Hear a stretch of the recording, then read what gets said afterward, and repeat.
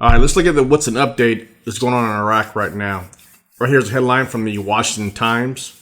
It's dated September the 6th. Here's the headline. Kurdish Peshmerga plead for arms as Islamic State turns U.S. military vehicles into bombs. Everybody knows that the Islamic State has captured a lot of the U.S. weaponry, a lot of the U.S. Vehicles, the MRAPs, the Humvees, and they're all up-armored with the latest technology and stuff like that, latest materials.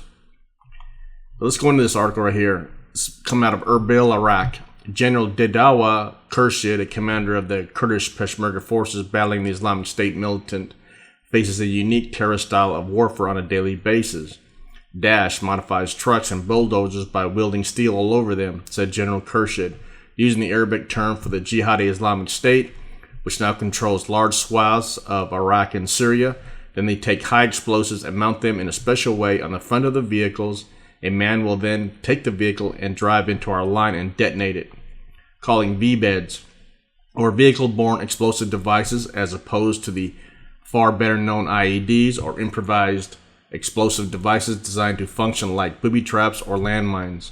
The trucks typically carry about 550 pounds of explosives that can injure and kill soldiers within a radius of less than 900 yards when detonated, the general says. Islamic State militants often use U.S. military Humvees or bulldozers and other construction equipment seized as spoils of war. Recycling the vehicles for use on the battlefield is a sign that the militants are facing stiffer opposition from Kurdish forces than from the Iraqi troops they easily defeat last year when they took over much of the northern Iraq. While ISIS has used suicide vehicles in the past, the modification of cars and tractors to attack on the front line like this is a new development, said retired Colonel Chris Kilford. And by the way, this is not a new development. They've been using this tactic since day one. There's nothing new at all. That's how they took over Ramadi. That's how they took over Fallujah back in January of 2014. So there's nothing new. 2015, I'm sorry. It's an adaptation to the forces are facing. The Islamic State is not getting the armaments it wants, he said. When they run into a fortified front, they will modify their equipment and tactics. The enemy's use of vehicle-borne suicide tactics is one reason Kurdish forces say they are in desperate need of heavy weaponry that can detonate the bomb-filled trucks before they reach Peshmerga soldiers dug into positions near Mosul, Iraq, second largest city, and Islamic State stronghold. We need special anti-tank weapons, he said, citing artillery and shoulder-launched rockets specifically. We need to be able to destroy these vehicles before they get close to us. Mazar Barzani, who heads the Kurdistan Regional Security Council and is the son of longtime Kurdish leader Masoud Barzani, has said that multiple instances of chemical attacks by Islamic State forces strengthens the Kurds' argument for better equipment, including gas masks, body armor, and heavy artillery. We don't have the kind of equipment that we wish to have, especially when it comes to heavy weapons, the younger Mr. Barzani told the BBC in an interview Friday, adding that the last major shipment from Baghdad arrived in May. Peshmerga forces have only about 1,000 gas masks. Unfortunately, the issue of adequate supplies and firepower has been a problem from day one of the war. After resisting proposals to arm the Kurds directly rather than through the central government in Baghdad, the Obama administration began to supply Kurdish forces with weapons last year, American officials said, but General Khurshid said those weapons are mostly small arms that are inadequate to fight Islamic State militants. We're not getting enough, said the general. We don't have enough ammunition. This is a heavy fight with no real help from the world. Republican congressional leaders are divided over further arming their Kurds.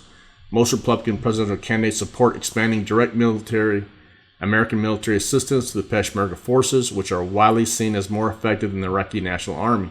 The White House has insisted on giving the Shiite-led Iraqi government military assistance and letting Baghdad dole it out, but officials in Baghdad aren't helping, said General Jabar Arwa Manda, who serves as the Secretary General of the ministry that oversees the Peshmerga and the Kurdish autonomous government in Iraq.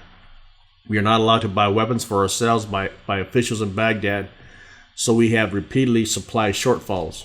He said ammunition has to be rationed. This is not a good situation for our unit stationed on the front.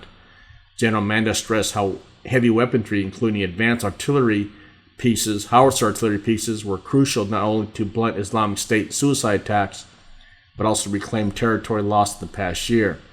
With these weapons, we can force them back and then take ground we have lost.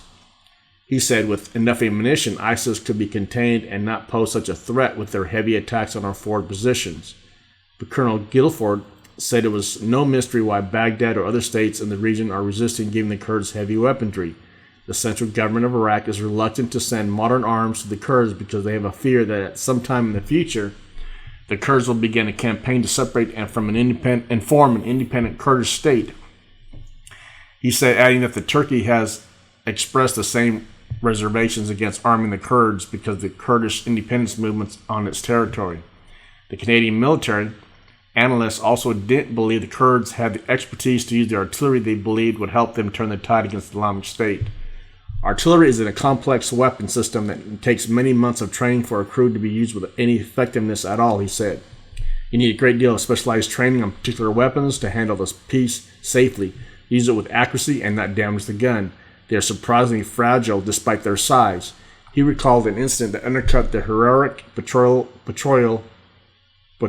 of Kurdish forces often propagated in the US and elsewhere. I viewed at one point a 3-star Peshmerga general flying a helicopter dropping bombs himself on Islamic State targets, said Colonel Guilford. To have this being done by a commanding general, even for television cameras and as a method to raise morale, just shows how little of military science and professionalism is being demonstrated by this army. More training would be required before the Kurds use artillery effectively, the Canadian analyst said. But at Bakrata on the southern Mosul front, where his troops regularly traded fire with Islamic State fighters in the nearby villages of Fatuma, Al-Kabania, and Mahmoudia, Peshmerga Colonel Abdullah Sabah his troops don't need any more training to take the fight to the Islamic State. Greater firepower, he insisted, was the only solution. We live in fear of more armored vehicles. We live in fear of more armored vehicles, suicide attacks, said Colonel Sabah. We also need more equipment, ammunition, mostly I would say anti-tank weapons. We don't need more training. We do not need more training. We know what we are doing. Well, I would say to that general, Peshmerga, you do need more training because they have a howitzer. It takes months of training. The U.S. Army trains artillery pieces several months just to even get accurate with artillery piece. So there's no match. You can give them an artillery piece and have be trained on it within a couple of weeks and think they know all about fighting it. All what will happen is that the Islamic State will take advantage of that situation, and next thing you know, that artillery piece that we delivered to the Peshmerga forces will be captured by the Islamic State, and then the Islamic State, for sure, they know how to use it. And this is just another example of how this war is just going to continue on for years and years and years. There's no end to this war, and Peshmerga better wake up and just start using what they have to fight off and secure their lines, secure their positions the best they can, because I don't see any new weapons coming down their way. This is the American Contractor. Thank you for watching. Thank you for listening, and I'll see you in the next video.